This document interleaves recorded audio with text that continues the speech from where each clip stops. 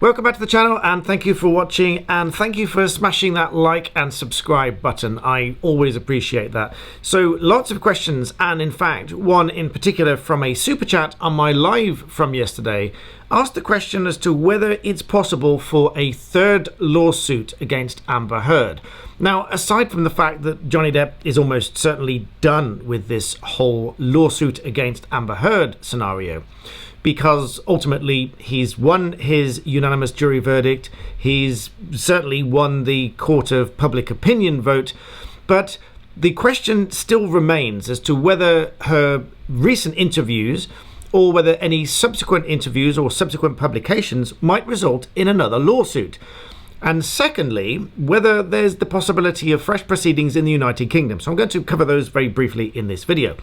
Now, first of all, I would talk to you about the principle of estoppel, or collateral estoppel, or res judicata, which essentially means that the courts don't generally allow the re-litigation of issues that have already been decided upon either by a judge or by a jury. So if a question of fact has been raised at court, litigated, evidence presented and heard, and a decision made in one party's favour or another, the court will generally prevent that from happening again, because it's generally a waste of everybody's time, particularly when there has been an award made, and in this case there has been an award made. The jury awarded $15 million, although the punitive damages were curtailed, according to statutory law, to $350,000. So then we look at the interview given already by Amber Heard. The most notable portions of this interview, in my view, were when Guthrie asked, referring to Johnny Depp, "He never hit you, is that a lie?" And Amber Heard responded, "Yes, it is," fairly bluntly. So essentially, this is a republication of the same allegations which had already been presented to the court and the jury, which the jury did not accept. The jury did not accept that these allegations were true. They therefore found that these statements were defamatory. So on the face of it, this statement in this interview is also defamatory and would ordinarily give rise to further litigation, but for the question around estoppel. Now, this would be something for the judge to decide if that were the case and Depp's lawyers did want to bring fresh proceedings for this subsequent statement. Interestingly enough, Amber Heard's lawyers raised the issue of estoppel in the US trial following the UK judgment, on the basis that it had already been heard in the UK. Now, for the reasons I've rehearsed many times, I don't believe that that was right, and accordingly the judge seemed to agree and dismissed the motion for estoppel to prevent the claim from going forward in the United States. That being, of course, because Amber Heard was not the defendant in the UK, despite the comparisons and the parallels drawn between the two cases by Amber and her lawyer. So if the same argument were brought again, then it's possible that the judge will just say, no, this has already been litigated, it's already been decided, and there's no need to do that again. However, as many people have commented on social media, Amber Heard just doesn't seem to stop. And so the reason we, as lawyers, keep talking about her and other people keep talking about her is because it's raising lots of these legal questions that lots of people really ought to know the answers to, about how a judge and how a jury and how a court in general approaches a case, approaches the evidence, applies the rules of evidence, and comes to a decision. Now, as you remember, I've got some issues of my own personal view with the application of the rules of evidence in the UK trial. You can check out my videos, which are linked in the description, talking about that in great detail, breaking down that analysis and application of the rules of evidence. But as I say, let's say Amber Heard doesn't stop here. Lots of people are speculating that she's going to publish a book, or many more interviews and many more articles. I frankly agree with that assumption, because I think it's highly likely that she will go on to publish a book.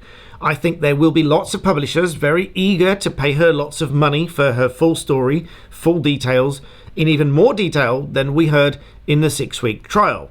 However, this is where, in my view as a professional, this presents a problem for her, because if she republishes the existing statements together with yet further details, this will almost certainly amount to new publication and republication at the same time. There is a distinction between the two, because a republication is just repeating what's been said previously. So in a general format, it's not a defense to a defamation claim to say, I just republished what somebody else wrote. Because you republished it, you are also liable for the defamatory statement. If a person themselves wrote it and then republished it, it's still a republication, because it's a new publication to a potentially new audience on a potentially new platform, etc., etc. However, if this is combined with new details, which it almost certainly will be, if it comes in the form of a book, I can only imagine, as I'm talking to you now, I can only imagine this is going to take the form of some kind of novel, virtually, because it will be so full of detail, probably exaggerated, even more than it already has been. Lengthy, detailed, and frankly full of further statements which are likely to be defamatory and likely to give rise to the possibility of a new lawsuit. So as to a book and its publication and any subsequent lawsuit, only time will tell. Now, as I've said previously, I don't think Johnny Depp is a litigious character. I think he had no choice here but to defend his reputation, which he has done, and he has done successfully. What about the UK trial and the UK judgment? Well, you all know that I've got a petition running which has got well over 60,000 signatures now to reopen the appeal in the UK. That is but one avenue. Another avenue is fresh proceedings to upset the judgment on the basis that there is a substantial change in circumstances and new evidence, i.e. there is a unanimous jury verdict having had Amber Heard as the proper defendant in the US trial. This might give rise, although I don't think Johnny Depp would do this, but it might give rise to the possibility of fresh proceedings brought in the UK to upset that judgment. And frankly, I think that would be sensible if he really did want to completely clear his name, to clear up this judgment inconsistency in the UK trial and potentially overturn it and, let's be honest about it, save a little face for the British justice system. Because I do not believe that the entire British and certainly English and Welsh justice system can be tainted by a lot of views about this UK judgment in stark comparison to the US trial verdict. So on the one hand, I think the appeal should be reopened, and I think the court should do that of its own motion. It's unheard of, unprecedented, but it's within the rules for a reason, and I would urge anyone watching this to think that this is one of those rarest of cases where it is in such stark contrast that it simply leads to an injustice and therefore should need revisiting. So that's the second possibility of a third lawsuit in this matter. I don't really think Johnny Depp will go for that step, but who knows? It depends on what Amber says next. It depends what she says in the full-length interview on Friday, which I will cover, so make sure you subscribe to receive that one. Make sure you smash the like button if you do like me to analyse these things. I really do appreciate that. And then, of course, it also depends whether she goes on to publish a book, what other articles she goes on to publish, what other interviews she goes on to give, and the nature and the gravity of any statements that she makes within those interviews, books, articles, and so on.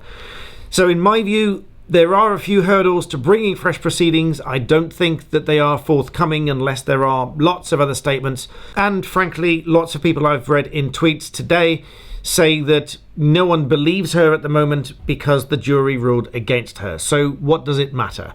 Well, you may take the view that it doesn't matter, but I would urge that it really depends on what she says and does next. If she makes yet further allegations that have not already been litigated in this trial, if she makes further damning statements and raises further details, not only does that run completely contrary to her statement that she doesn't want people to know the intimate details of her life and isn't bothered by what people think of her, any further statements like that would certainly have a consideration for a third lawsuit. So I hope you found that an interesting rundown of my views on this, as in raised from a super chat in my live stream yesterday. I really enjoyed those live streams. Make sure you join me for those. Please do smash the like button and the subscribe button and the bell icon, because so many people don't get notifications of my videos because that's a YouTube thing. So the more you smash the like button and the bell icon, the more you'll get notified. In the meantime, thank you all very much for watching.